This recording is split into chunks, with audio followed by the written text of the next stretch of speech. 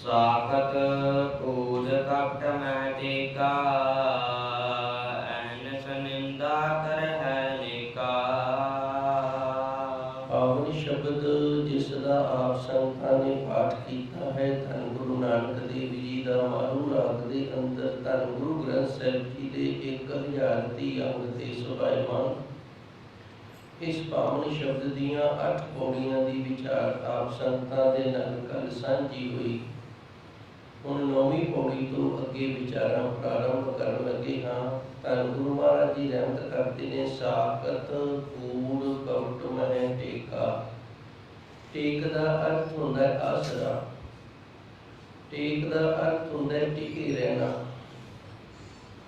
साकत दा अर्थ है नास्तिक मनुख।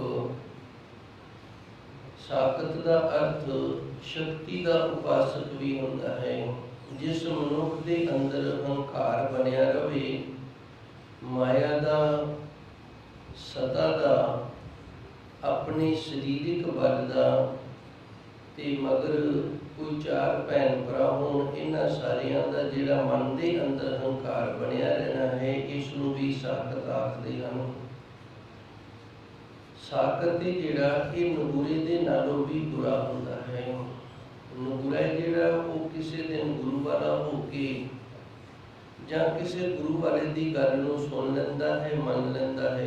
ते जिहड़ा साकत है ये गुरु वाला होके भी किसी गुरमुख प्यारे दी जां गुरु दी गल नूं नहीं सुनदा ते नहीं मनदा, इहनूं साकत आखदे ने।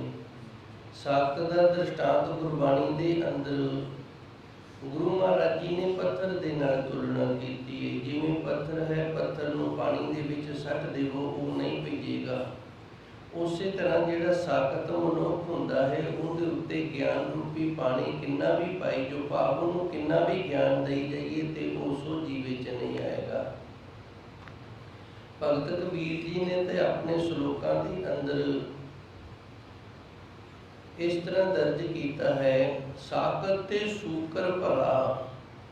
भगत कबीर जी कहते हैं जिहड़ा साकत है ना उहदे नालों जिहड़ा सूर है वो चंगा है। आछा राखे गाँव, क्योंकि सूर जिहड़ा उहदा सुभाव हुंदा गंदगी खाण दा, वो नगर निवासियों की गंदगी खा के ते पिंड नूं साफ सुथरा रखदा है। पर जिहड़ा साकत मनुख है ये पिंड दे विच गंदगी पाया करता है। इस करके भगत कबीर जी ने श्लोकां दे अंदर दर्ज कर दिता भी जिहड़ा साकत है उहदे नालों भाई सूर जिहड़ा वो चंगा है। सो गुरु महाराज जी रहमत करते ने साकत कूड़ कपट मैं टेका। जिहड़ा साकत है उहदा सुभाव हुंदा है वो सदा ही झूठ बोलेगा। कूड़ का अर्थ हुंदा है झूठ बोलना।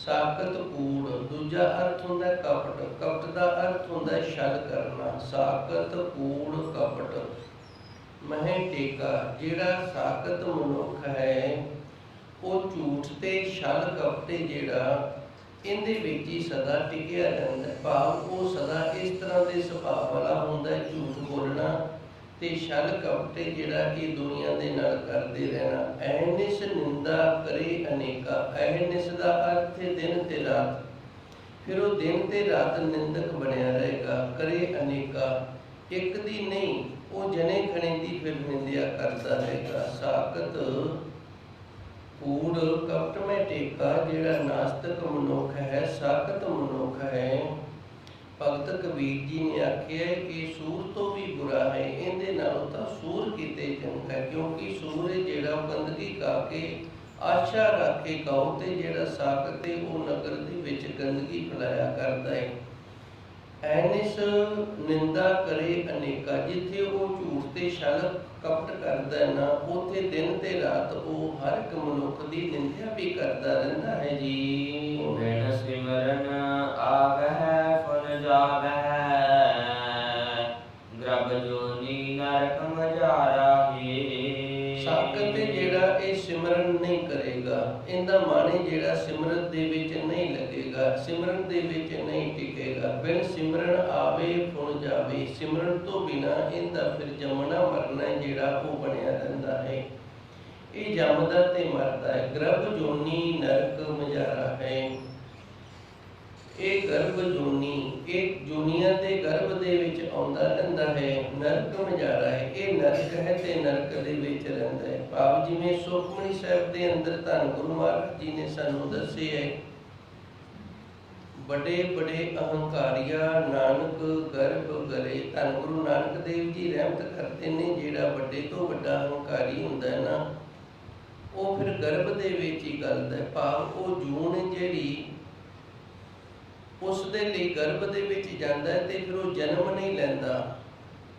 ਉਸ ਜੂਨ ਨੂੰ ਗਰਭ ਦੇ ਵਿੱਚ ਹੀ ਭੋਗ ਕੇ ਦੁਖੀ ਹੋ ਕੇ ਤੇ ਦੁਬਾਰਾ ਫਿਰ ਉਹਨੂੰ ਹੋਰ ਜੂਨ ਦੇ ਵਿੱਚ ਅੱਗੇ ਹੋਰ ਫਿਰ ਗਰਭ ਦੇ ਵਿੱਚ, ਇਸ ਤਰ੍ਹਾਂ ਉਹ ਗਰਭ ਦੇ ਵਿੱਚ ਹੀ ਨਾਸ ਹੁੰਦਾ ਰਹਿੰਦਾ। ਉਹਨੂੰ ਸਰੀਰ ਜਿਹੜਾ ਇਹ ਕਰਮ ਹੰਢਾਉਣ ਵਾਸਤੇ ਪ੍ਰਾਪਤ ਹੀ ਨਹੀਂ ਹੁੰਦਾ। ਸੋ ਧੰਨ ਗੁਰੂ ਜੀ ਰਹਿਮਤ ਕਰਦੇ ਨੇ, ਇੱਥੇ ਵੀ ਸਾਨੂੰ ਇਸੇ ਤਰ੍ਹਾਂ ਗੁਰੂ ਮਹਾਰਾਜ ਜੀ ਨੇ ਦੱਸਿਆ ਹੈ, ਬਿਨ ਸਿਮਰਨ ਆਵੇ ਫੁਣ ਜਾਵੇ। ਸਿਮਰਨ ਤੋਂ ਬਿਨਾ ਆਉਣਾ ਤੇ ਜਾਣਾ ਬਣਿਆ ਰਹਿੰਦਾ ਹੈ। ਗਰਭ ਜੂਨੀ ਨਰਕ ਮਜਾਰਾ ਹੈ, ਤੇ ਗਰਭ ਰੂਪੀ ਜੂਨੀ ਦੇ ਵਿੱਚ ਇਹ ਨਰਕ ਦੇ ਵਿੱਚ ਰਹਿੰਦਾ ਹੈ ਜੀ। ਸਾਖਤ ਜਮ ਕੀ ਕਾਨ ਨ ਚੁਕੈ, ਜਮ ਕਾ ਦੰਡ ਨ ਕਬਹੂ ਮੁਕੈ। ਜਿਹੜਾ ਸਾਖਤ ਮਨੁੱਖ ਹੈ, ਇਹ ਜਮਾਂ ਦਾ ਕਾਣਾ ਹੈ। ਕਾਣ ਦਾ ਅਰਥ ਹੁੰਦਾ ਹੈ ਕਾਣਾ, ਭਾਵ ਜਮ ਨੇ ਜਿਹੜੇ ਉਹ ਇਹਨੂੰ ਘੜੀਸ ਕੇ ਲੈ ਕੇ ਜਾਂਦੇ ਨੇ। ਜਮ ਨੇ ਜਿਹੜੇ ਉਹ ਆਪਣੀਆਂ ਸਜ਼ਾਵਾਂ ਇਸ ਨੂੰ ਦਿੰਦੇ ਨੇ।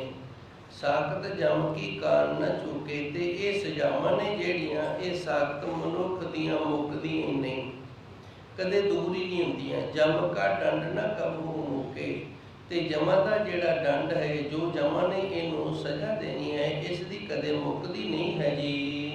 ਬਾਕੀ ਧਰਮ ਰਾਏ ਕੀ ਲੀਜੈ, ਸਿਰ ਅਫਰਿਓ ਪਾਰ ਅਫਾਰਾਹੀ। ਤੇ ਫਿਰ ਬਾਕੀ ਜਦੋਂ ਧਰਮਰਾਜ ਦੇ ਜਾ ਕੇ ਇਹਨੂੰ ਪੇਸ਼ ਕਰਦੇ ਨੇ, ਉਦੋਂ ਜਿਹੜੀ ਹੈ ਉਦੋਂ ਇਹਨੂੰ ਹੋਰ ਸਜ਼ਾ ਮਿਲਦੀ ਹੈ। ਸਿਰ ਅਫਰਿਓ ਪਾਰ ਅਫਾਰਾ ਹੈ। ਅਫਰਿਓ ਦਾ ਅਰਥ ਹੁੰਦਾ ਹੰਕਾਰ ਦੇ ਵਿੱਚ ਆਫਰਿਆ ਹੋਇਆ। ਇਹ ਜੋ ਹੰਕਾਰ ਦੇ ਵਿੱਚ ਆਫਰਿਆ ਹੋਇਆ ਸੀ, ਇਸ ਦਾ ਇਹਦੇ ਸਿਰ ਤੇ ਬੜਾ ਅਫਾਰਾ, ਬੜਾ ਭਾਰ ਬਣਿਆ ਹੋਇਆ। ਇਹਨੂੰ ਇਸ ਤਰ੍ਹਾਂ ਸਮਝ ਲਓ, ਜਿਵੇਂ ਕਿਸੇ ਮਨੁੱਖ ਤੇ ਮੁਕੱਦਮਾ ਚੱਲ ਜਾਵੇ ਤੇ ਉਹਨੂੰ ਪੁਲਿਸ ਵਾਲੇ ਫੜਨ ਵਾਸਤੇ ਆ ਜਾਣ, ਤੇ ਉਹ ਰਾਹ ਦੇ ਵਿੱਚ ਉਹਦੇ ਨਾਲ ਖਿੱਚਾਤਾਣੀ ਕਰਦੇ ਜਾਣ। ਫਿਰ ਜਦੋਂ ਥਾਣੇ 'ਚ ਜਾ ਕੇ ਪੇਸ਼ ਕਰਨ, ਉੱਥੇ ਜਿਹੜਾ ਥਾਣੇਦਾਰ ਹੁੰਦਾ ਹੈ ਉਹਨੂੰ ਬਣਦੀ ਸਜ਼ਾ ਉਹ ਵੀ ਦੇਵੇ। ਉਸੇ ਤਰ੍ਹਾਂ ਗੁਰੂ ਮਹਾਰਾਜ ਜੀ ਨੇ ਇੱਥੇ ਸਮਝਾਇਆ ਸਾਨੂੰ ਕਿ ਜਿਹੜਾ ਨਾਸਤਕ ਮਨੁੱਖ ਹੈ ਨਾ, ਸਾਖਤ ਜਮ ਕੀ ਕਾਣ ਨਾ ਚੁਕੇ, ਜਮ ਕਾ ਦੰਡ ਨਾ ਕਬਹੂ ਮੁਕੇ। ਜਦੋਂ ਇੱਥੋਂ ਜਮ ਲੈ ਕੇ ਜਾਂਦੇ ਨੇ, ਉਦੋਂ ਵੀ ਉਹ ਜਮਾਂ ਦਾ ਕਾਣਾ ਹੁੰਦਾ ਹੈ। ਜਮ ਉਸ ਨੂੰ ਸਜ਼ਾ ਦਿੰਦੇ ਨੇ, ਉਸ ਦੇ ਸਿਰ ਤੋਂ ਜਮਾਂ ਦੀ ਸਜ਼ਾ ਜਿਹੜੀ ਹੈ ਮੁੱਕਦੀ ਨਹੀਂ, ਤੇ ਉਤਨੇ ਨੂੰ ਉਹ ਧਰਮਰਾਜ ਦੇ ਲਿਜਾ ਕੇ ਪੇਸ਼ ਕਰ ਦਿੰਦੇ ਨੇ। ਬਾਕੀ ਧਰਮਰਾਜ ਕੀ ਲੀਜੇ, ਉੱਥੇ ਧਰਮਰਾਜ ਜਿਹੜਾ ਬਾਕੀ ਹਿੱਸਾ ਹਿਸਾਬ ਕਿਤਾਬ ਹੈ ਜਿਹੜਾ ਉਹ ਧਰਮਰਾਜ ਲੈਂਦਾ ਉਹਦੇ ਤੋਂ। ਸਿਰ ਅਫਰਿਓ ਪਾਰ ਅਫਾਰਾ ਹੈ। ਵੇਖੋ ਇਹਨੇ ਹੰਕਾਰ ਦੇ ਵਿੱਚ ਆਪਣੇ ਜੀਵਨ ਦੇ ਉੱਤੇ, ਆਪਣੇ ਸਿਰ ਦੇ ਉੱਤੇ ਕਿਤਨਾ ਭਾਰ ਚੁੱਕ ਕੇ ਅੱਗੇ ਜਾਣਾ ਕੀਤਾ ਹੈ ਜੀ। ਬਿਨ ਗੁਰ ਸਾਖਤ ਕਹੋ ਕੋ ਤਰਿਆ, ਹਉ ਮੈਂ ਕਰਤਾ ਭਵ ਜਲ ਪਰਿਆ। ਅੱਗੇ ਧੰਨ ਗੁਰੂ ਮਹਾਰਾਜ ਜੀ ਰਹਿਮਤ ਕਰਦੇ ਨੇ, ਬਿਨਾਂ ਗੁਰੂ ਤੋਂ ਜਿਹੜਾ ਸਾਖਤ ਹੈ ਨਾ, ਇਹ ਤਰ ਨਹੀਂ ਸਕਦਾ। ਬਿਨ ਗੁਰ ਸਾਖਤ ਕਹੋ ਕੋ ਤਰਿਆ। ਗੁਰੂ ਦਾ ਅਰਥ ਗੁਰੂ ਦੇ ਗਿਆਨ ਤੋਂ ਹੈ। ਬਿਨ ਗੁਰ, ਜਦੋਂ ਤੱਕ ਅਸੀਂ ਗੁਰੂ ਦਾ ਗਿਆਨ ਨਹੀਂ ਪ੍ਰਾਪਤ ਕਰਦੇ, ਸਾਖਤ ਕਹੋ ਕੋ ਤਰਿਆ, ਦੱਸੋ ਕਿਹੜਾ ਕਰ ਗਿਆ। ਇਹ ਗੁਰਬਾਣੀ ਦੇ ਅੰਦਰ ਨਾ ਕੱਕਾ ਤੇ ਹਾਹਾ ਜਦੋਂ ਆਵੇ, ਹਾਹੇ ਨੂੰ ਔਂਕੜ ਹੋਵੇ, ਕਹੋ ਬਣਦਾ ਹੈ, ਤੇ ਉਹਦਾ ਅਰਥ ਹੁੰਦਾ ਕਹਿਣਾ ਕੀਤਾ। ਤੇ ਜਦੋਂ ਦੋ ਹਾਹੇ ਆਉਣ, ਉਹਦਾ ਅਰਥ ਹੈ ਪੁੱਛਣਾ ਕੀਤਾ। ਜਿਵੇਂ ਕਹੋ ਨਾਨਕ ਸੁਣ ਰੇ ਮਨਾ, ਗੁਰੂ ਨਾਨਕ ਦੇਵ ਜੀ ਕਹਿ ਰਹੇ ਨੇ, ਹੇ ਮੇਰਿਆ ਮਨਾ ਸੁਣ। ਹੁਣ ਜਿਵੇਂ ਇੱਥੇ ਕੱਕੇ ਦੇ ਨਾਲ ਦੋ ਹਾਹੇ ਆਏ ਨੇ, ਕਹੋ ਕੋ ਤਰਿਆ। ਗੁਰੂ ਮਹਾਰਾਜ ਜੀ ਰਹਿਮਤ ਕਰਦੇ ਨੇ, ਇੱਥੇ ਹੁਣ ਅਰਥ ਬਣ ਗਿਆ, ਦੱਸੋ ਕਿਹੜਾ ਤਰਿਆ ਹੈ। ਬਿਨ ਗੁਰ ਸਾਖਤ ਕਹੋ ਕੋ ਤਰਿਆ, ਦੱਸੋ ਖਾਂ ਬਿਨਾ ਗੁਰੂ ਤੋਂ ਕਿਹੜਾ ਸਾਖਤ ਹੈ ਜਿਹੜਾ ਇਹ ਸੰਸਾਰ ਦੇ ਅੰਦਰੋਂ ਤਰ ਕੇ ਗਿਆ ਹੈ। ਹਉਮੈ ਕਰਤਾ ਭਵ ਜਲ ਭਰਿਆ, ਸਾਖਤ ਹੈ ਜਿਹੜਾ ਹਉਮੈ ਕਰਦਾ ਹੋਇਆ ਇਹ ਸੰਸਾਰ ਭਵਜਲ ਦੇ ਵਿੱਚ ਹੀ ਪਿਆ ਰਹਿੰਦਾ ਹੈ ਜੀ। ਬਿਨ ਗੁਰ ਪਾਰ ਨ ਪਾਵੈ ਕੋਈ, ਹਰਿ ਜਪੀਐ ਪਾਰ ਉਤਾਰਾਹੀ। ਅੱਗੇ ਗੁਰੂ ਮਹਾਰਾਜ ਜੀ ਰਹਿਮਤ ਕਰਦੇ ਨੇ, ਬਿਨਾਂ ਗੁਰੂ ਤੋਂ ਪਾਰ ਨਹੀਂ ਕੋਈ ਪਾ ਸਕਦਾ। ਹਰ ਜਪੀਏ ਪਾਰ ਉਤਾਰਾ ਹੈ। ਜੇ ਹਰੀ ਪਰਮਾਤਮਾ ਦਾ ਜਾਪ ਕਰੀਏ ਤੇ ਫਿਰ ਕਿਤੇ ਜਾ ਕੇ ਜੀਵਨ ਦਾ ਪਾਰ ਉਤਾਰਾ ਹੁੰਦਾ ਹੈ। ਧੰਨ ਗੁਰੂ ਨਾਨਕ ਦੇਵ ਜੀ ਸੱਚੇ ਸਤਿਗੁਰ ਜਦੋਂ ਇਸ ਜਗਤ ਦੇ ਅੰਦਰ ਆਏ ਸਨ, ਉਦੋਂ ਇਸ ਤਰ੍ਹਾਂ ਦਾ ਬਹੁਤ ਕੁਝ ਸੀ। ਜਿਹੜੇ ਧਾਰਮਿਕ ਲੋਕ ਸਨ, ਜਿਨ੍ਹਾਂ ਨੇ ਸਮਾਜ ਨੂੰ ਸਿੱਧੇ ਰਸਤੇ ਤੇ ਤੋਰਨਾ ਸੀ, ਧਰਮ ਦੇ ਮਾਰਗ ਤੇ ਤੋਰਨਾ ਸੀ, ਉਹ ਆਪ ਹੀ ਵਿਗੜੇ ਹੋਏ ਸਨ, ਆਪ ਹੀ ਉਹ ਕਿਰਾਏ ਪਏ ਹੋਏ ਸਨ। ਹੁਣ ਜਦੋਂ ਤੋਰਨ ਵਾਲਾ ਹੀ ਕਿਰਾਏ ਪੈ ਜਾਵੇ ਤੇ ਫਿਰ ਤੁਰਨ ਵਾਲੇ ਨੇ ਜਿਹੜੇ ਉਹ ਨਹੀਂ ਤੁਰ ਸਕਦੇ ਹੁੰਦੇ। ਗੁਰੂ ਨਾਨਕ ਦੇਵ ਜੀ ਸੱਚੇ ਸਤਿਗੁਰ ਆਏ, ਸਮੇਂ ਦੇ ਨਾਲ ਗੁਰੂ ਮਹਾਰਾਜ ਜੀ ਨੇ ਉਦਾਸੀਆਂ ਕੀਤੀਆਂ ਤੇ ਉਦਾਸੀਆਂ ਦੇ ਦੌਰਾਨ ਉਹਨਾਂ ਅਸਥਾਨਾਂ ਤੇ ਗਏ ਜਿੱਥੋਂ ਦੇ ਲੋਕ ਸਨ ਜਿਹੜੇ ਉਹ ਹੈਗੇ ਤਾਂ ਵੇਖਣ ਨੂੰ ਧਾਰਮਿਕ ਲਿਬਾਸ ਵਾਲੇ ਸਨ, ਪਰ ਉਹਨਾਂ ਦਾ ਰਸਤਾ ਸੀ ਜਿਹੜਾ ਗੁਰੂ ਮਾਰਗ ਵਾਲਾ, ਉਹ ਉਹਨਾਂ ਨੇ ਛੱਡਿਆ ਹੋਇਆ ਸੀ। ਸੋ ਗੁਰੂ ਮਹਾਰਾਜ ਜੀ ਸੱਚੇ ਸਤਿਗੁਰ ਨੇ ਫਿਰ ਸਾਰਿਆਂ ਨੂੰ ਉਪਦੇਸ਼ ਦਿੱਤਾ ਵੀ ਨਾਮ ਜਪੋ।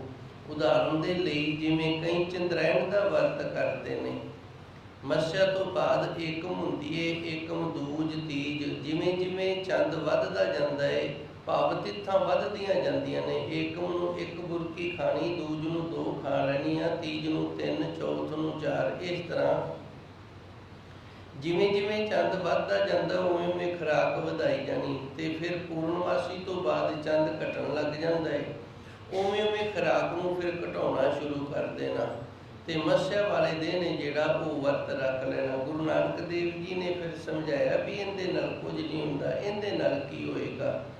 ਇਸੇ ਤਰ੍ਹਾਂ ਸਵੇਰੇ ਉੱਠ ਕੇ ਤੇ ਸੂਰਜ ਨੂੰ ਅਰਕ ਦੇਣਾ, ਗੜਵੇ ਦੇ ਵਿੱਚ ਪਾਣੀ ਪਾ ਲੈਣਾ।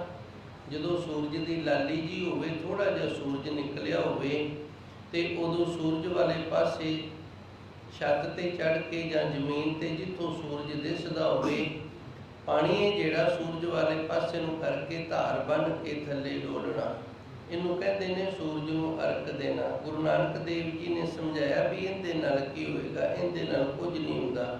ਫਿਰ ਹੁੰਦਾ ਕਾਹਦੇ ਨਾਲ? ਨਾਮ ਸਿਮਰਨ ਦੇ ਨਾਲ। ਸੱਚੇ ਸਤਿਗੁਰ ਦੇ ਨਾਮ ਦੇ ਨਾਲ ਜੁੜੀਏ, ਨਾਮ ਦਾ ਸਿਮਰਨ ਕਰੀਏ।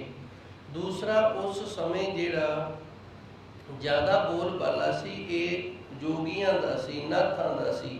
ਜੋਗੀ ਸਨ ਜਿਹੜੇ ਇਹ ਰਿੱਧੀਆਂ ਸਿੱਧੀਆਂ ਪ੍ਰਾਪਤ ਕਰ ਲੈਂਦੇ ਹੱਠ ਯੋਗ ਦੇ ਨਾਲ, ਤੇ ਸਮਾਜ ਦੇ ਵਿੱਚ ਫਿਰ ਥੋੜੀ ਬਹੁਤ ਕਲਾ ਵਿਖਾ ਕੇ ਤੇ ਲੋਕਾਂ ਨੂੰ ਜਿਹੜੇ ਭੋਲੇ ਭਾਲੇ ਸਨ ਉਹਨਾਂ ਨੂੰ ਮਗਰ ਲਾ ਲੈਂਦੇ, ਉਹਨਾਂ ਤੋਂ ਆਪ ਦੀ ਪੂਜਾ ਕਰਵਾਉਂਦੇ।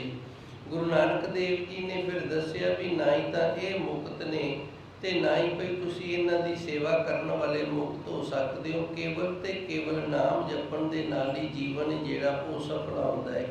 ਇਸ ਕਰਕੇ ਗੁਰੂ ਮਹਾਰਾਜ ਜੀ ਨੇ ਇਹਨਾਂ ਪੌੜੀਆਂ ਦੇ ਅੰਦਰ ਇੱਥੇ ਸਾਨੂੰ ਦੱਸਿਆ ਹੈ ਕਿ ਜਿਹੜਾ ਨਾਸਤਕ ਮਨੁੱਖ ਹੈ ਉਹਦਾ ਵੀ ਭਲਾ ਹੋ ਸਕਦਾ ਹੈ ਜੇ ਉਹ ਆਪਣੇ ਅੰਦਰ ਦੀਆਂ ਬੁਰਾਈਆਂ ਨੂੰ ਛੱਡ ਕੇ ਤੇ ਪ੍ਰਭੂ ਪਰਮਾਤਮਾ ਦੇ ਨਾਮ ਦੇ ਨਾਲ ਜੁੜ ਜਾਵੇ।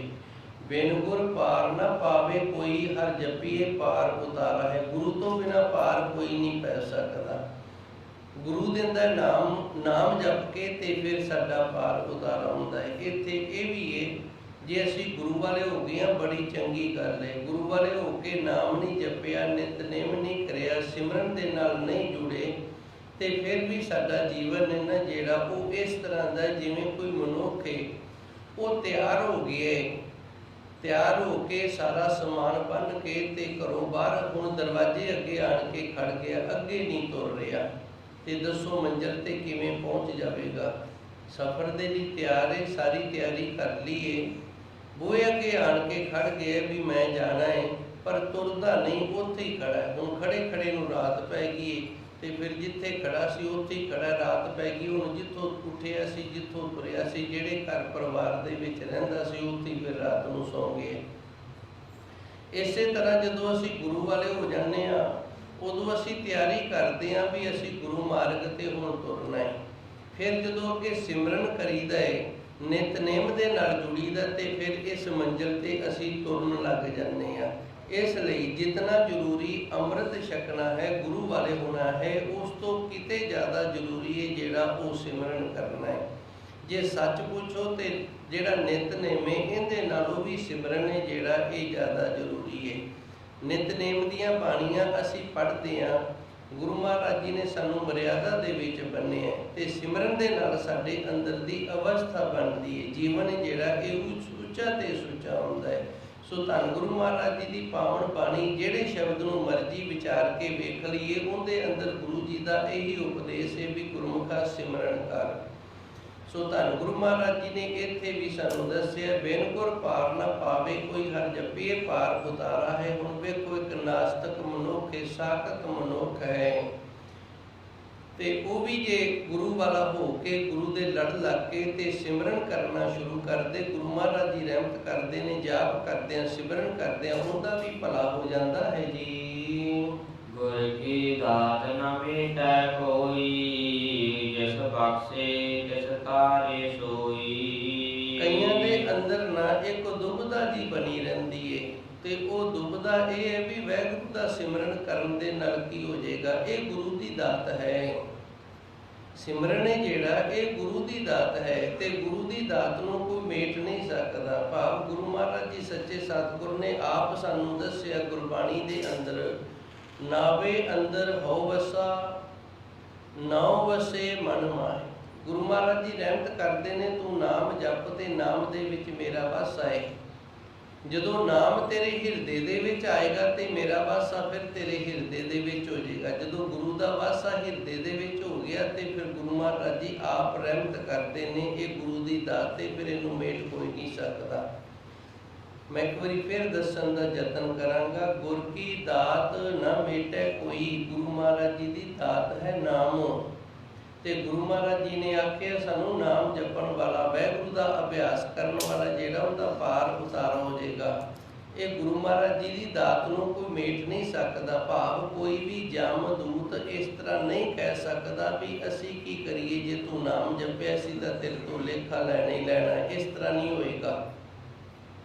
ਗੁਰੂ ਮਹਾਰਾਜ ਜੀ ਨੇ ਕਿਰਪਾ ਕੀਤੀ ਹੈ, ਸਾਨੂੰ ਆਖਿਆ ਤੂੰ ਨਾਮ ਜਪ ਸਿਮਰਨ ਕਰ ਤੇ ਤੇਰੇ ਸਾਰੇ ਗੁਨਾਹ ਨੇ ਜਿਹੜੇ ਉਹ ਧੋਤੇ ਜਾਣਗੇ। ਤੇਰਾ ਜੀਵਨ ਹੈ ਜਿਹੜਾ ਉਹ ਸਫਲ ਹੋ ਜਾਏਗਾ। ਇਹ ਗੁਰੂ ਦੀ ਦਾਤ ਹੈ, ਇਹਨੂੰ ਕੋਈ ਵੀ ਨਹੀਂ ਮੇਟ ਸਕਦਾ। ਗੁਰਬਾਣੀ ਦੇ ਅੰਦਰ ਆਉਂਦਾ ਹੈ, ਗੁਰੂ ਮਹਾਰਾਜ ਜੀ ਦਾ ਆਪਾਂ ਹਰ ਰੋਜ਼ ਕੀਰਤਨ ਸੋਲੇ ਦਾ ਜਦੋਂ ਪਾਠ ਕਰਦੇ ਹਾਂ, ਉਸ ਤੋਂ ਪਹਿਲਾਂ ਕੁਝ ਸ਼ਬਦ ਪੜ੍ਹੇ ਜਾਂਦੇ ਨੇ। ਉਹਨਾਂ ਵਿੱਚ ਆਉਂਦਾ ਹੈ ਸ਼ਲੋਕ, ਨਾ ਹੋ ਨਾ ਤੂੰ ਨਹਿ ਛੁਟੇ ਨਿਠ ਨਾ ਜਾਇਓ ਦੂਤ। ਇੱਥੇ ਆਕਾਸ਼ ਬਾਣੀ ਹੈ, ਉਸ ਪ੍ਰਭੂ ਪਰਮਾਤਮਾ ਦੀ ਬਾਣੀ ਹੈ। ਪਰਮਾਤਮਾ ਨੇ ਜਮਦੂਤਾਂ ਨੂੰ ਆਖਿਆ, ਨਾ ਹੋ ਨਾ ਤੂੰ ਨਹਿ ਛੁਟੇ ਨਿਠ ਨਾ ਜਾਇਓ ਦੂਤ। ਹੈ ਭਾਈ ਦੂਤੋ, ਜਿਹੜਾ ਨਾਮ ਜਪਣ ਵਾਲਾ ਹੈ ਨਾ, ਉਹਦੇ ਕੋਲ ਨਹੀਂ ਜਾਣਾ ਤੁਸੀਂ। ਲੈ ਕੇ ਜਾਣਾ ਤਾਂ ਬੜੀ ਦੂਰ, ਤੁਸੀਂ ਉਹਦੇ ਪਾਸ ਵੀ ਨਹੀਂ ਜਾਣਾ। ਕਿਉਂਕਿ ਨਾਮ ਜਪਣ ਵਾਲੇ ਦੇ ਵਿੱਚ ਇੱਕ ਅਵਸਥਾ ਬਣ ਜਾਂਦੀ ਹੈ, ਜੇ ਉਹਨੇ ਪਕੜ ਲਿਆ ਨਾ ਤੁਹਾਨੂੰ, ਨਾ ਹੋ ਨਾ ਤੂੰ ਨਹਿ ਛੁਟੋ, ਨਾ ਤੇ ਮੈਂ ਤੇ ਨਾ ਫਿਰ ਤੁਸੀਂ, ਕੋਈ ਵੀ ਉਹਦੇ ਤੋਂ ਛੁੱਟ ਨਹੀਂ ਸਕੇਗਾ। ਇਤਨੀ ਵੱਡੀ ਮਹਾਨਤਾ ਹੈ ਗੁਰੂ ਦੀ ਇਸ ਦਾਤ ਦੇ ਵਿੱਚ। ਗੁਰੂ ਕੀ ਦਾਤ ਨਾ ਮੇਟੇ ਕੋਈ, ਜਿਸ ਬਖਸ਼ੇ ਤਿਸ ਤਾਰੇ ਸੋਈ। ਇਹ ਨਾਮ ਹੈ ਗੁਰੂ ਦੀ ਦਾਤ ਹੈ, ਜਿੰਦੇ ਤੇ ਗੁਰੂ ਦੀ ਰਹਿਮਤ ਹੋ ਜਾਂਦੀ ਹੈ। ਗੁਰੂ ਕਿਰਪਾ ਕਰਦਾ, ਉਹ ਨਾਮ ਦੇ ਲੜ ਲੱਗ ਜਾਂਦਾ ਹੈ, ਨਾਮ ਜਪਣ ਲੱਗ ਜਾਂਦਾ ਹੈ। ਫਿਰ ਗੁਰੂ ਮਹਾਰਾਜ ਜੀ ਰਹਿਮਤ ਕਰਦੇ ਨੇ, ਜਿਸ ਬਖਸ਼ੇ ਤਿਸ ਤਾਰੇ ਸੋਈ। ਜਿਹਨੂੰ ਗੁਰੂ ਬਖਸ਼ ਦਿੰਦਾ ਹੈ ਨਾ ਨਾਮ ਦੀ ਦਾਤ, ਨਾਮ ਦੀ ਦਾਤ ਦੇ ਨਾਲ ਫਿਰ ਗੁਰੂ ਗੁਨਾਹ ਬਖਸ਼ ਦਿੰਦਾ ਤੇ ਆਪ ਹੀ ਫਿਰ ਤਾਰ ਲੈਂਦਾ ਹੈ ਜੀ। ਜਨਮ ਮਰਨ ਦੁਖ ਨੀਰ ਨ ਆਵੈ, ਮਨ ਸੋ ਪ੍ਰਭ ਅਪਰ ਅਪਾਰਾਹੀ।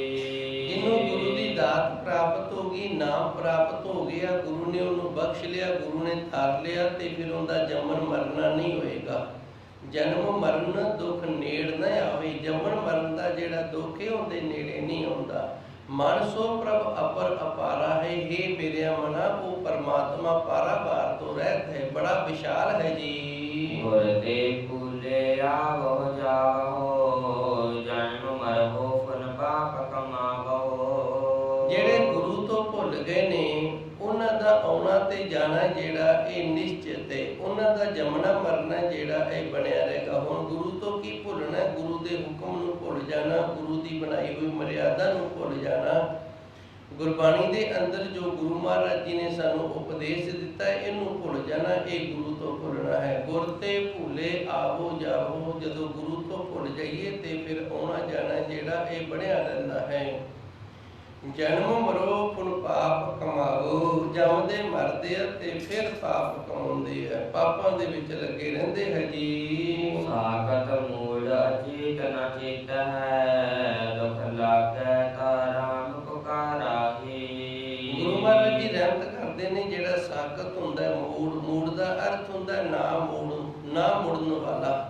ਜਿਵੇਂ ਆਪਾਂ ਕਹਿ ਦਿੰਦੇ ਨਾ ਇਹ ਬੰਦਾ ਬੜਾ ਮੂੜ ਮਨ ਹੈ, ਭਾਵ ਇਹਦਾ ਮਨ ਹੈ ਜਿਹੜਾ ਇਧਰੋਂ ਨਹੀਂ ਮੁੜਦਾ, ਇਹ ਮੁੜਨ ਵਾਲਾ ਨਹੀਂ, ਇਹਨੂੰ ਮੂੜ ਆਖਿਆ ਗਿਆ। ਸਾਖਤ ਮੂੜ ਅਚੇਤ ਨਾ ਚੇਤ ਹੈ। ਅਚੇਤ ਕਹਿੰਦੇ ਨੇ ਜਿਹੜਾ ਸੁਚੇਤ ਨਾ ਹੋਵੇ। ਸੁਚੇਤ ਉਹ ਹੁੰਦਾ ਹੈ ਜਿਹੜਾ ਗੁਰੂ ਦੇ ਹੁਕਮ ਦੇ ਵਿੱਚ, ਗੁਰੂ ਦੇ ਭਾਣੇ ਦੇ ਵਿੱਚ, ਗੁਰੂ ਦੀ ਬਾਣੀ ਦੇ ਗਿਆਨ ਦੇ ਵਿੱਚ ਜਾਗਦਾ ਰਹਿੰਦਾ, ਉਹਨੂੰ ਸੁਚੇਤ ਆਖਦੇ ਨੇ।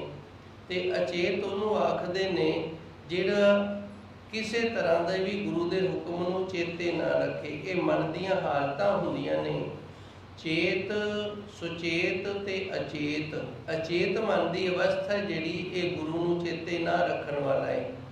ਚੇਤ ਉਹ ਅਵਸਥਾ ਹੈ ਕਦੀ ਗੁਰੂ ਚੇਤੇ ਆ ਗਿਆ, ਕਦੀ ਭੁੱਲ ਗਿਆ, ਕਦੀ ਚੇਤੇ ਆ ਗਿਆ, ਭਾਵ ਕਦੀ ਨਿਤਨੇਮ ਕਰ ਲਿਆ, ਕਦੀ ਰਹਿ ਗਿਆ, ਕਦੀ ਸਿਮਰਨ ਕਰ ਲਿਆ, ਕਦੀ ਰਹਿ ਗਿਆ, ਕਦੀ ਗੁਰੂ ਘਰ ਆ ਗਏ, ਕਦੀ ਨਾ ਆ ਗਏ। ਇਹ ਇਸ ਤਰ੍ਹਾਂ ਦੀ ਅਵਸਥਾ ਜਿਹੜੀ ਇਹਨੂੰ ਚੇਤ ਅਵਸਥਾ ਆਖਦੇ ਨੇ। ਤੀਸਰੀ ਹੈ ਸੁਚੇਤ।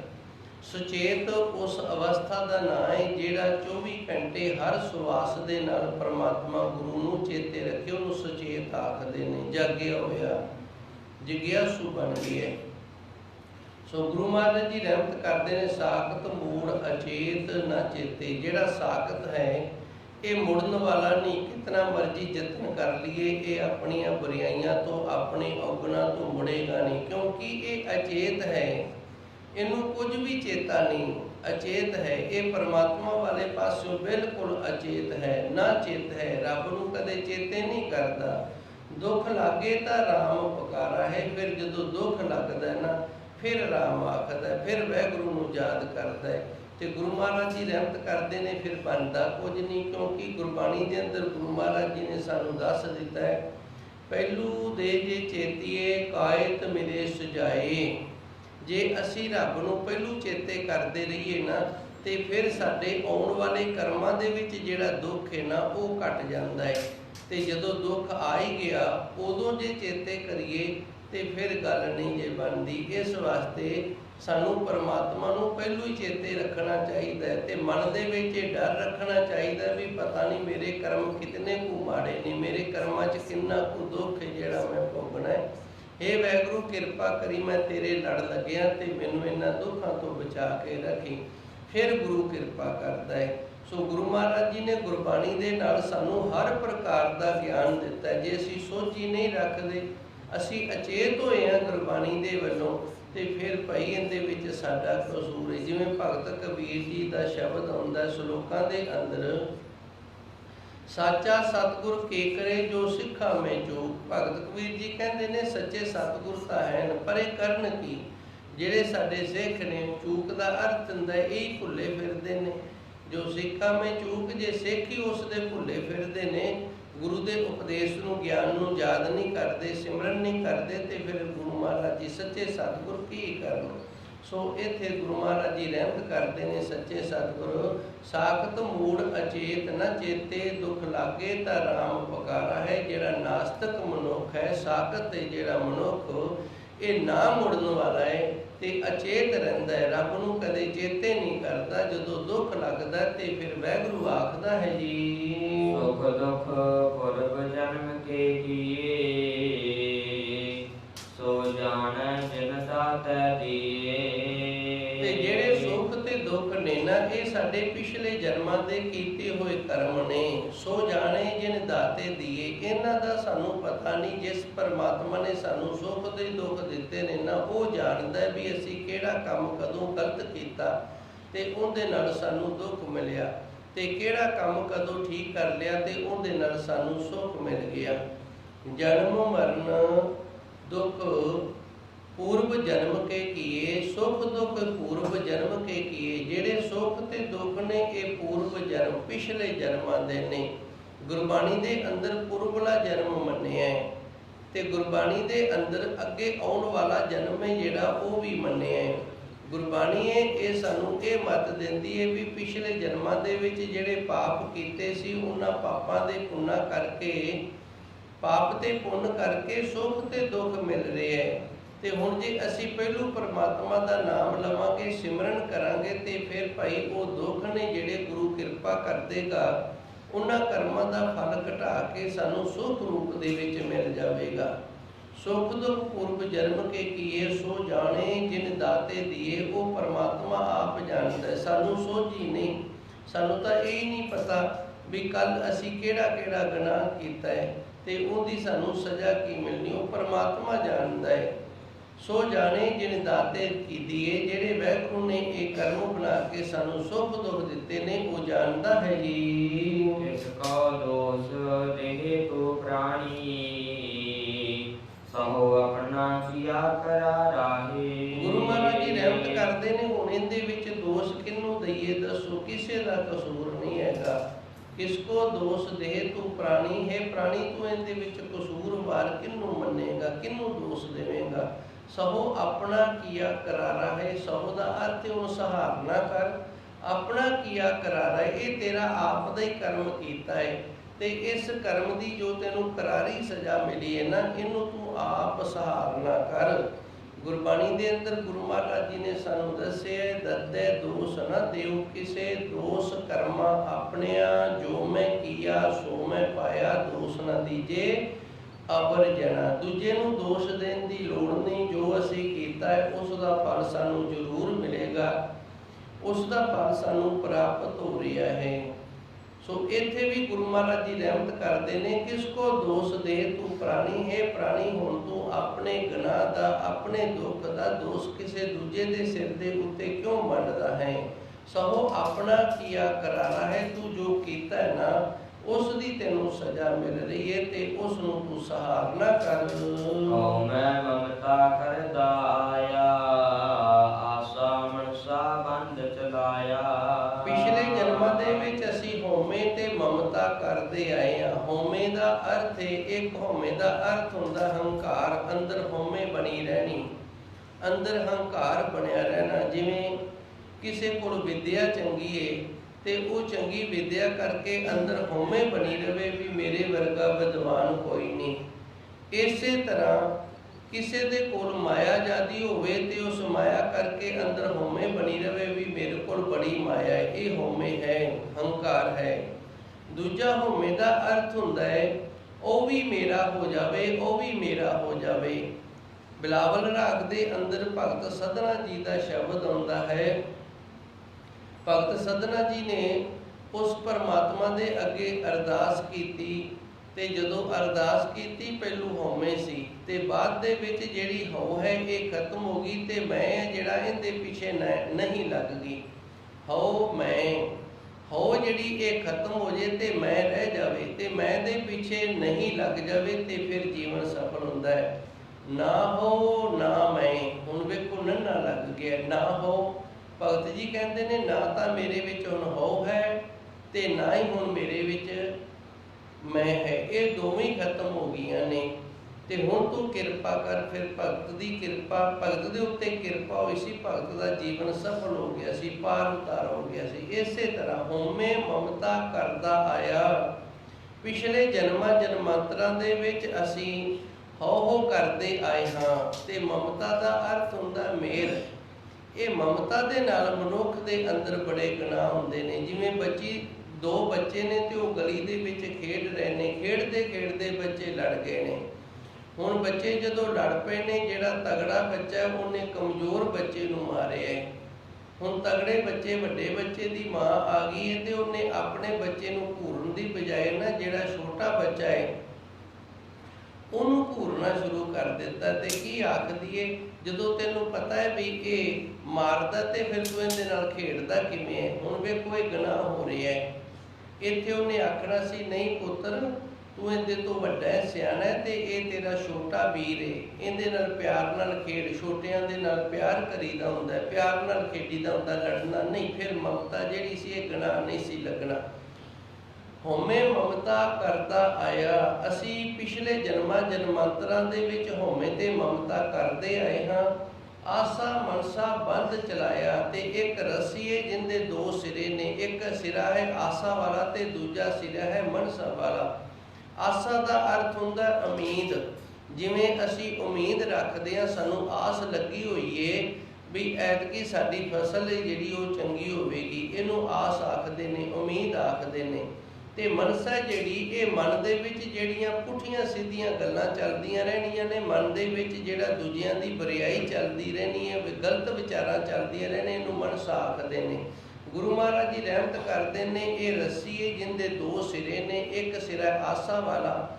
ਆਪ ਆਸ ਰੱਖਦਾ ਹੈ ਵੀ ਮੈਨੂੰ ਆਹ ਚੰਗਾ ਹੋ ਜਾਵੇ, ਮੇਰਾ ਆਪ ਭਲਾ ਹੋ ਜਾਵੇ, ਆਪ ਉਮੀਦ ਰੱਖਦਾ ਹੈ। ਤੇ ਮਨ ਦੇ ਵਿੱਚ ਨੇ ਜਿਹੜੀ ਉਹ ਤਾਤ ਪਰਾਈ ਚੱਲ ਰਹੀ ਹੈ, ਬੁਰਾਈਆਂ ਚੱਲ ਰਹੀਆਂ ਨੇ, ਦੂਜਿਆਂ ਦੇ ਲਈ ਕੁਟਾਈ ਚੱਲਦੀ ਹੈ। ਇਹ ਰੱਸੀ ਹੈ ਜਿਹੜੀ ਇਹਦੇ ਵਿੱਚ ਬੰਨਿਆ ਹੋਇਆ ਹੈ। ਆਸਾ ਮਨਸਾ ਬੰਧ ਚਲਾਇਆ। ਇਸ ਤਰ੍ਹਾਂ ਜਨਮਾਂ ਜਨਮਾਂਤਰਾਂ ਤੋਂ ਬੰਧਿਆ ਹੋਇਆ ਚੱਲਿਆ ਆ ਰਿਹਾ ਹੈ ਜੀ। ਮੇਰੀ ਮੇਰੀ ਕਰਤ ਕਿਆ ਲੈ ਚਾਲੇ, ਬਿਖਲਾਤੇ ਸ਼ਾਰ ਬਿਕਾਰਾਹੀ। ਮੇਰੀ ਮੇਰੀ ਕਰਦੇ ਇਸ ਦੁਨੀਆ ਤੋਂ ਦੱਸੋ ਕਿਹੜਾ ਕੋਈ ਲੈ ਗਿਆ। ਜਿਸ ਵਕਤ ਸਿਕੰਦਰ ਬਾਦਸ਼ਾਹ ਨੂੰ ਅੰਤਿਮ ਸਮਾਂ ਆਇਆ ਸੀ ਤੇ ਮੰਜੀ ਤੇ ਪਿਆ ਸੀ, ਸਿਕੰਦਰ ਬਾਦਸ਼ਾਹ ਨੇ ਨਾ ਆਪਣੇ ਸਾਰੇ ਹੀ ਸੱਦ ਲਏ ਤੇ ਮਾਇਆ ਸੀ ਜਿਹੜੀ ਉਹਦੇ ਖਜ਼ਾਨੇ ਵੀ ਖੋਲ ਦਿੱਤੇ। ਤੇ ਕਹਿਣ ਲੱਗਾ ਵੀ ਮੈਂ ਜਦੋਂ ਮੇਰਾ ਇੱਥੋਂ ਜਦੋਂ ਜਨਾਜ਼ਾ ਜਾਵੇ ਨਾ, ਇਹ ਜਿਤਨੀ ਵੀ ਖਜ਼ਾਨੇ ਦੇ ਵਿੱਚ ਮਾਇਆ ਹੈ ਮੇਰੇ ਰਸਤੇ ਦੇ ਵਿੱਚ ਸਾਰੀ ਖਿਲਾਰ ਦਿੱਤੀ ਜਾਵੇ ਤੇ ਜਨਾਜ਼ਾ ਲੈ ਕੇ ਜਾਣ ਵਾਲੇ ਇਸ ਮਾਇਆ ਦੇ ਉੱਤੋਂ ਦੀ ਜਾਣ। ਤੇ ਦੂਸਰਾ ਇਹ ਆਖਿਆ ਸੀ ਵੀ ਜਿਤਨੇ ਹਕੀਮ ਨੇ ਨਾ, ਡਾਕਟਰ ਨੇ, ਇਹ ਮੇਰਾ ਮੰਜਾ ਚੁੱਕਣਗੇ। ਤੀਸਰਾ ਉਹਨੇ ਇਹ ਆਖਿਆ ਵੀ ਮੇਰੀਆਂ ਜਿਹੜੀਆਂ ਬੇਗਮਾਂ ਨੇ ਨਾ, ਇਹ ਮੇਰੇ ਅੱਗੇ ਹੋਣਗੀਆਂ। ਪੁੱਛਿਆ ਵੀ ਇਹਦਾ ਕਾਰਨ? ਸਿਕੰਦਰ ਕਹਿੰਦਾ ਇਹਦਾ ਕਾਰਨ ਵੀ ਮੈਂ ਇਤਨੇ ਮੁਲਕ ਜਿੱਤੇ ਨੇ, ਇਤਨੀ ਦੁਨੀਆ ਨੂੰ ਮਾਰ ਕੇ, ਇਤਨੇ ਰਾਜਿਆਂ ਦਾ ਇਹ ਧਨ ਖੋਹ ਕੇ ਤੇ ਇਹ ਖਜ਼ਾਨੇ ਭਰੇ ਨੇ। ਅੱਜ ਇਹਨਾਂ ਚੋਂ ਕੋਈ ਵੀ ਰੁਪਈਆ ਇਸ ਤਰ੍ਹਾਂ ਦਾ ਨਹੀਂ ਹੈਗਾ ਜਿਹਦੇ ਨਾਲ ਮੈਂ ਆਪਣੀ ਇੱਕ ਸਵਾਸ ਵੀ ਖਰੀਦ ਲਵਾਂ। ਲੋਕਾਂ ਨੂੰ ਇਹ ਪਤਾ ਲੱਗ ਜਾਵੇ ਵੀ ਮਾਇਆ ਜਿਹੜੀ ਇਹਦੇ ਨਾਲ ਜ਼ਿੰਦਗੀ ਨਹੀਂ ਵੱਧਦੀ, ਸਵਾਸ ਨਹੀਂ ਖਰੀਦੇ ਜਾ ਸਕਦੇ। ਦੂਸਰਾ ਫਿਰ ਭਈ ਹੁਣ ਜਿਹੜੇ ਵੇਦ ਡਾਕਟਰ ਨੇ ਇਹ ਤੇਰਾ ਜਨਾਜ਼ਾ ਕਿਉਂ ਚੱਕਣ? ਕਿਉਂਕਿ ਵੇਦ ਡਾਕਟਰ ਵੀ ਮੈਨੂੰ ਬਚਾ ਨਹੀਂ ਸਕੇ ਇਸ ਮੌਤ ਤੋਂ। ਲੋਕਾਂ ਨੂੰ ਇਹ ਪਤਾ ਲੱਗ ਜੇ ਵੀ ਜਦੋਂ ਇਹ ਆ ਜਾਂਦੀ ਹੈ ਨਾ, ਉਦੋਂ ਫਿਰ ਕੋਈ ਵੀ ਵੇਦ ਜਾਂ ਡਾਕਟਰ ਹੈ ਜਿਹੜਾ ਉਹ ਨਹੀਂ ਬਚਾ ਸਕਦਾ। ਤੀਸਰਾ ਇਹ ਮੇਰੀਆਂ ਰਾਣੀਆਂ ਨੇ, ਹੋਣਗੀਆਂ 15-20, ਹੋ ਸਕਦਾ 150 ਹੀ ਹੋਣ। ਇਹ ਵੀ ਲੋਕਾਂ ਨੂੰ ਪਤਾ ਲੱਗ ਜੇ ਵੀ ਇਹ ਰਾਣੀਆਂ ਨੇ ਜਿਹੜੀਆਂ ਇਹ ਮੇਰੇ ਜਿਉਂਦੇ ਜੀ ਦੇ ਨਾਲ ਮੇਰੇ ਨਾਲ ਸਨ ਤੇ ਹੁਣ ਮੈਨੂੰ ਆਪ ਤੋਰਨ ਵਾਸਤੇ ਅੱਗੇ ਲੱਗ ਲਈਆਂ ਨੇ। ਸੋ ਧੰਨ ਗੁਰੂ ਜੀ ਰਹਿਮਤ ਕਰਦੇ ਨੇ, ਮੇਰੀ ਮਿਰਤੀ ਕਿਆ ਕਰਤ ਕਿਆ ਲੈ ਚਾਲੇ। ਅਸੀਂ ਮੇਰੀ ਮੇਰੀ ਕਰਦੇ ਹਾਂ ਪੈਸੇ ਦੇ ਲਈ ਵੀ, ਪਰਿਵਾਰ ਦੇ ਲਈ ਵੀ। ਤੇ ਹੁਣ ਕਿਹੜਾ ਦੱਸੋ ਜਿਹੜਾ ਇਸ ਦੁਨੀਆ ਤੋਂ ਕੁਝ ਲੈ ਕੇ ਚੱਲਿਆ ਹੋਵੇ। ਬਿਖ ਲਾਦੇ ਸ਼ਾਰ ਬਕਾਰਾ ਹੈ। ਇੱਕ ਚੀਜ਼ ਨਾਲ ਜਾਂਦੀ, ਕਿਹੜੀ ਬਿਖ? ਜਿਹੜਾ ਅਸੀਂ ਬੁਰਾਈਆਂ ਕੀਤੀਆਂ ਨੇ ਨਾ, ਉਹਨਾਂ ਦਾ ਜਿਹੜਾ ਔਗਣ ਸਾਨੂੰ ਪਾਪ ਲੱਗਿਆ ਉਹ ਸਾਡੇ ਨਾਲ ਤੁਰ ਪਿਆ ਹੈ। ਗੁਨਾਹ ਕਰਕੇ ਜੋ ਮਾਇਆ ਇਕੱਠੀ ਕੀਤੀ ਹੈ, ਪਾਪਾਂ ਬਾਝੋ ਹੋਵੇ ਨਹੀਂ, ਮੋਇਆ ਸਾਥ ਨਾ ਜਾਈ। ਗੁਰਬਾਣੀ ਦੱਸਦੀ ਜਿਹੜੀ ਪਾਪ ਕਰਕੇ ਇਕੱਠੀ ਕੀਤੀ ਸੀ ਤੇ ਮਰਿਆ ਤੋਂ ਨਾਲ ਨਹੀਂ ਜਾਂਦੀ। ਉਹ ਪਾਪ ਨੇ ਜਿਹੜੇ ਉਹ ਸ਼ਾਰ ਲੱਦ ਲਏ ਨੇ, ਉਹ ਅਸੀਂ ਨਾਲ ਲੈ ਕੇ ਬਿਖ ਨੂੰ ਤੁਰ ਪਏ ਹਾਂ ਜੀ। ਹਰਿ ਕੀ ਭਗਤ ਕਰਹੁ ਜਨ ਭਾਈ, ਅਕਾਥ ਕਥੋ ਮਨ ਮਨ ਹੈ ਸਮਾਈ। ਤਾਂ ਗੁਰੂ ਜੀ ਆਖਰੀ ਪੌੜੀਆਂ ਦੇ ਅੰਦਰ ਸਾਨੂੰ ਦੱਸਦੇ ਨੇ ਅਸੀਂ ਹਰੀ ਅਕਾਲ ਪੁਰਖ ਵਾਹਿਗੁਰੂ ਦੀ ਭਗਤੀ ਕਰੀਏ। ਹਰ ਕੀ ਭਗਤ ਕਰੋ ਜਨ ਭਾਈ। ਗੁਰਬਾਣੀ ਇਹ ਬਿਲਕੁਲ ਪੰਜਾਬੀ ਦੇ ਵਿੱਚ ਲਿਖੀ ਗਈ ਹੈ, ਬਿਲਕੁਲ ਸੌਖੀ ਬੋਲੀ ਹੈ। ਕੋਈ ਇੱਕ ਸ਼ਬਦ ਇੱਧਰੋਂ ਬਾਹਰੋਂ ਆ ਜਾਂਦਾ ਹੈ ਕਿਸੇ ਹੋਰ ਬੋਲੀ ਦਾ, ਉਹ ਵੀ ਸਮਝ ਦੇ ਵਿੱਚ ਆ ਜਾਂਦਾ ਹੈ ਜੇ ਥੋੜਾ ਜਿਹਾ ਯਤਨ ਕਰੀਏ। ਹੁਣ ਵੇਖੋ ਕਿਤਨੀ ਸੌਖੀ ਤੋਕ ਹੈ। ਹਰ ਕੀ ਭਗਤ ਕਰੋ ਜਨ ਭਾਈ। ਇਹ ਗੁਰਮੁਖ ਪਿਆਰਿਓ, ਗੁਰੂ ਮਹਾਰਾਜ ਜੀ ਸਾਨੂੰ ਭਾਈ ਆਖ ਕੇ ਸਤਿਕਾਰ ਰਹੇ ਨੇ ਕਿ ਹਰੀ ਅਕਾਲ ਪੁਰਖ ਵਾਹਿਗੁਰੂ ਦੀ ਅਸੀਂ ਭਗਤੀ ਕਰੀਏ। ਅਕਥ ਕਥੋ ਮਨ ਮਨੇ ਸਮਾਈ। ਤੇ ਉਸ ਪ੍ਰਭੂ ਪਰਮਾਤਮਾ ਦੀਆਂ ਜਿਹੜੀਆਂ ਕਥਾ ਨੇ ਨਾ ਕਥਨ ਜਾ ਵਾਲੀਆਂ, ਉਹਨਾਂ ਨੂੰ ਅਸੀਂ ਕਥ ਨਾ ਕਰੀਏ। ਮਨ ਮਨੇ ਸਮਾਈ, ਇਹ ਮਨ ਜਿਹੜਾ ਮਨ ਦੇ ਵਿੱਚ ਸਮਾ ਜਾਵੇ ਜੀ। ਉਠ ਚਲਤਾ ਠਾਕ ਰਹੋ ਰਖੋ ਕਰ ਆਪਣਾ, ਦੁਖ ਕਾਟੇ ਕਾਟਨ ਹਾਰਾਹੇ। ਉੱਠ ਚਲਤਾ ਦਾ ਅਰਥ ਹੈ ਮਨ ਇਹ ਸਰੀਰ ਵਿੱਚੋਂ ਉੱਠ ਕੇ ਤੁਰ ਪੈਂਦਾ ਹੈ, ਬਾਹਰ ਚਲਾ ਜਾਂਦਾ ਹੈ। ਰੱਖੋ ਘਰ ਆਪਣੇ ਠਾਕ, ਇਹਨੂੰ ਰੋਕ ਕੇ ਆਪਣੇ ਘਰ ਸਰੀਰ ਦੇ ਵਿੱਚ ਰੱਖਣਾ ਕਰੀਏ। ਉੱਠ ਚਲਤਾ, ਉੱਠ ਕੇ ਚੱਲ ਪੈਂਦਾ ਹੈ ਕੌਣ? ਮਨ। ਠਾਕ ਰੱਖੋ ਘਰ ਆਪਣੇ, ਇਹਨੂੰ ਜ਼ੋਰ ਦੇ ਨਾਲ ਰੋਕ ਕੇ ਆਪਣੇ ਸਰੀਰ ਦੇ ਵਿੱਚ ਹੀ ਰੱਖਣਾ ਹੈ।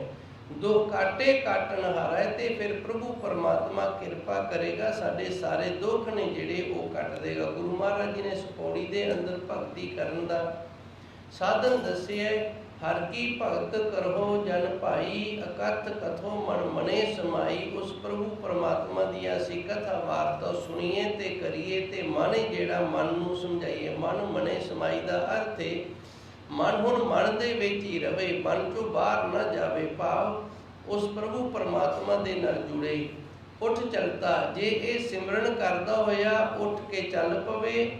ਠਾਕ ਰੱਖੋ ਕਰ ਆਪਣੇ, ਤੇ ਇਹਨੂੰ ਰੋਕ ਕੇ ਮੋੜ ਕੇ ਫਿਰ ਆਪਣੇ ਸਰੀਰ ਦੇ ਵਿੱਚ ਹੀ ਰੱਖਣਾ ਕਰੀਏ। ਦੁੱਖ ਕਾਟੇ ਕਾਟਣ ਹਾਰਾ ਹੈ, ਤੇ ਰੱਬ ਵਾਹਿਗੁਰੂ ਫਿਰ ਦੁੱਖ ਕੱਟੇਗਾ, ਉਹ ਦੁੱਖ ਕੱਟਣ ਵਾਲਾ ਹੈ ਜੀ।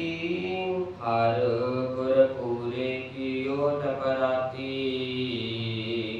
ਗੁਰਮੁਖ ਹਰ ਲਿਵ ਗੁਰਮੁਖ ਜਾਤੀ। ਜਿਹੜੇ ਗੁਰਮੁਖ ਨੇ ਉਹ ਹਰੀ ਰੂਪ ਗੁਰੂ ਦੇ ਚਰਨਾਂ ਦੇ ਨਾਲ ਜੁੜੇ ਰਹਿੰਦੇ ਨੇ। ਹਰ ਗੁਰ ਪੂਰੇ ਕੀ ਓਟ ਪਰਾਤੀ, ਪਰਾਤੀ ਦਾ ਅਰਥ ਹੈ ਆਸਰਾ ਲੈ ਲਿਆ, ਪਰਾਇਣ ਹੋ ਗਏ। ਜਿਹੜੇ ਗੁਰਮੁਖ ਨੇ ਹਰੀ ਰੂਪ ਗੁਰੂ ਦੇ ਆਸਰੇ ਦੇ ਪਰਾਇਣ ਹੋ ਗਏ ਨੇ, ਗੁਰੂ ਦੇ ਆਸਰੇ ਵਾਲੇ ਹੋ ਗਏ ਨੇ। ਗੁਰਮੁਖ ਹਰ ਲਿਵ ਗੁਰਮੁਖ ਜਾਤੀ, ਜਿਹੜਾ ਗੁਰਮੁਖ ਹੈ ਉਹਨੇ ਗੁਰੂ ਦੇ ਨਾਲ ਪ੍ਰੀਤ ਲਾ ਕੇ ਗੁਰਮੁਖ ਮਾਰਗ ਦੇ ਉੱਤੇ ਤੁਰਨਾ, ਜਿਹੜਾ ਇਹ ਗੁਰੂ ਦੀ ਪ੍ਰੀਤ ਦੇ ਨਾਲ ਜਾਣ ਲਿਆ ਹੈ ਜੀ। ਨਾਨਕ ਰਾਮ ਨਾਮ ਮਤ ਉਤਮ, ਹਰ ਬਖਸ਼ੇ ਪਾਰ ਉਤਾਰਾਹੇ। ਧੰਨ ਗੁਰੂ ਜੀ ਰਹਿਮਤ ਕਰਦੇ ਨੇ, ਜਦੋਂ ਅਸੀਂ ਸਿਮਰਨ ਕਰਨ ਲੱਗ ਜਾਂਦੇ ਹਾਂ ਫਿਰ ਸਾਡੀ ਬੁੱਧੀ ਜਿਹੜੀ ਇਹ ਸ੍ਰੇਸ਼ਟ ਹੋ ਜਾਂਦੀ ਹੈ। ਨਾਨਕ ਰਾਮ ਨਾਮ ਮਤ ਉਤਮ, ਵਾਹਿਗੁਰੂ ਦਾ ਸਿਮਰਨ ਕਰਦੇ ਹਾਂ ਬੁੱਧੀ ਸ੍ਰੇਸ਼ਟ ਹੋ ਜਾਂਦੀ ਹੈ। ਹਰ ਬਖਸ਼ੇ ਪਾਰ ਉਤਾਰਾ ਹੈ, ਹਰੀ ਅਕਾਲ ਪੁਰਖ ਵਾਹਿਗੁਰੂ ਬਖਸ਼ਦਾ ਹੈ ਤੇ ਸਾਡਾ ਪਾਰ ਉਤਾਰਾ ਹੋ ਜਾਂਦਾ ਹੈ। ਧੰਨ ਗੁਰੂ ਨਾਨਕ ਦੇਵ ਜੀ ਸੱਚੇ ਸਤਿਗੁਰ